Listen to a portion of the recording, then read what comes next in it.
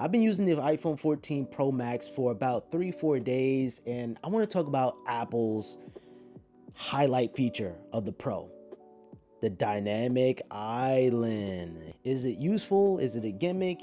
Is it overhyped? I want to go over everything that you could do on the dynamic island as of the time of this recording. We could be getting some new features via software update because this is utilizing software and hardware, which is pretty amazing. First things first, you have Apple Pay transactions. So if you utilize Apple Pay, the dynamic island is just gonna pop out very smoothly. It's very smooth animation with the Face ID scanner, and you can authenticate with Face ID and it just pops right back into the island. So essentially the island is like the software, but really in reality it's hardware. So if you press and hold it, it actually wiggles or jiggles. So it makes it seem like it's part of the software, but in reality, it is the hardware. That is what's housing the Face ID sensor, and as well as your front-facing camera. You also have privacy indicator indicating if your microphone is in use, or as well as the camera. Having the airdrop indicator a part of the dynamic island is actually pretty neat. The cool thing about the island, you can multitask, so you could be able to do something else while the island is updating you on certain status.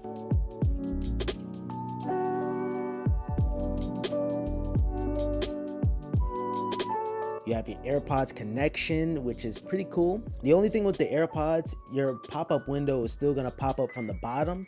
So if you hover over your AirPods next to the 14 Pro, it's still gonna showcase that white banner. I feel like that should be a part of the island. Low power alert, so no more having that pop-up indicating that your phone battery is low. It's gonna be a part of the island now. Thank you, Apple. And of course, the very basic, your mute switch, that's gonna be a part of the dynamic island. Unlocking your Apple Watch, that's gonna be there. AirPlay connection.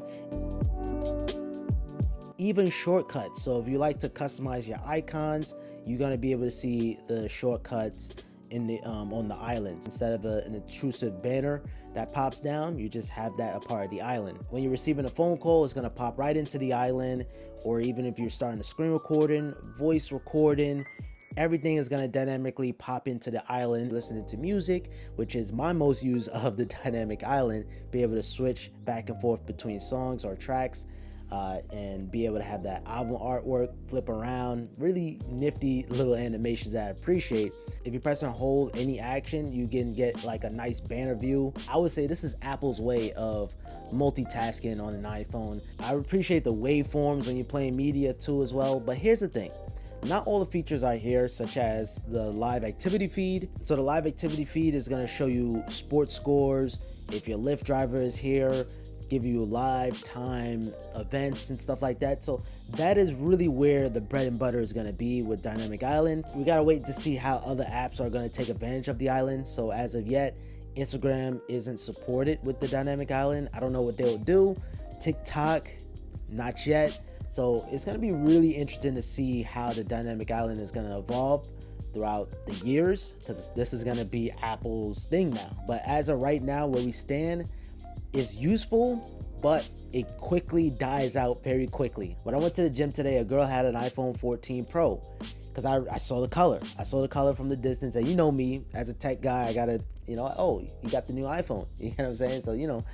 So, but she didn't really know what was new about it. She was saying, oh, it's the same phone, because she had the 13 Pro. So I was going over some of the features and what the dynamic island could do. That kind of somewhat inspired me to make this video too as well. It's still cool, but I think that fundamental feature, it kind of dies out very quickly. This is something that we got to wait and see more third-party developers utilizing that dynamic island. I saw a little nifty animation of a cat running around the dynamic island one time. Let me know down in the comments down below how many times I said dynamic island today. Notifications should be a part of dynamic island. I mean, now it just looks awkward having your notification underneath the dynamic island. Now it's just in a weird place now. Same way how you receive phone calls, that's the same way how you should receive notifications. I'm hoping that we'll see it on 16.1. Now in terms of dynamic island on landscape, as soon as you put it to landscape, it kind of just goes away, it fades out, but your timer and your music is still gonna play. You're just gonna have to interact it using the what do you call that, the notification center. If you're watching Marquez Brownlee videos, the dynamic island kind of cuts a little bit away from the video. That's why I decided to just switch my videos back to 16:9. If you guys were subscribed to the channel back in 2018, I used to make the videos 21:9, a weird aspect ratio just to fit with the iPhone 10 at the time, the iPhone 10, just to fit it better. But I realized very quickly, phones are changing. Phones are constantly changing, and this is the example why. I would say this gives a fresh new look to the iPhone. Some would say it looks exactly the same like the iPhone 13, yes.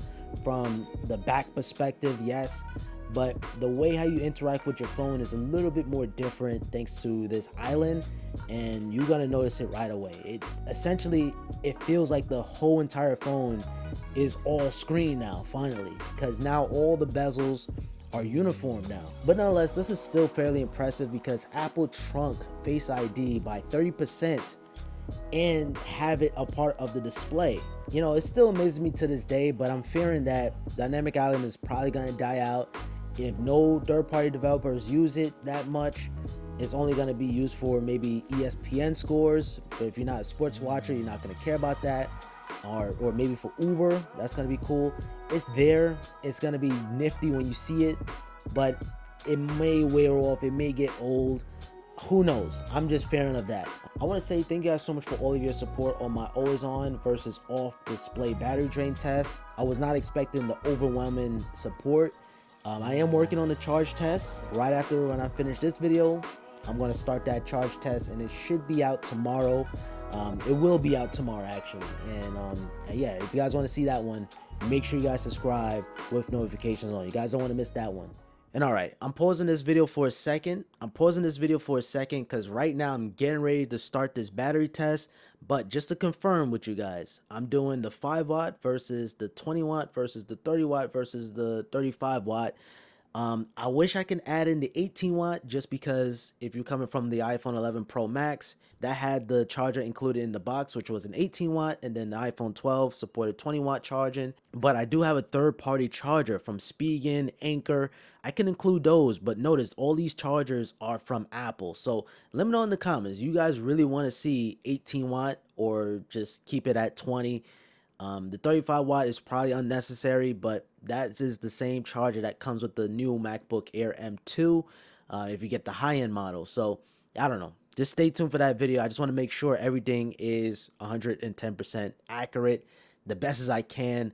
All the same model iPhones. I can only test out 4 iPhones at a time because all of them are the iPhone 14 Pros.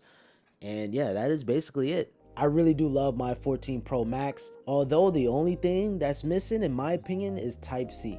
Type-C is the only thing that's missing on the 14 Pro and the Pro Max. But thank you guys so much for watching. If you guys enjoyed this one, I appreciate it with a thumbs up, subscribe with notifications on, and follow me on Instagram, Twitter, and on TikTok at Simplypops. I hope you guys have a simple day. Peace.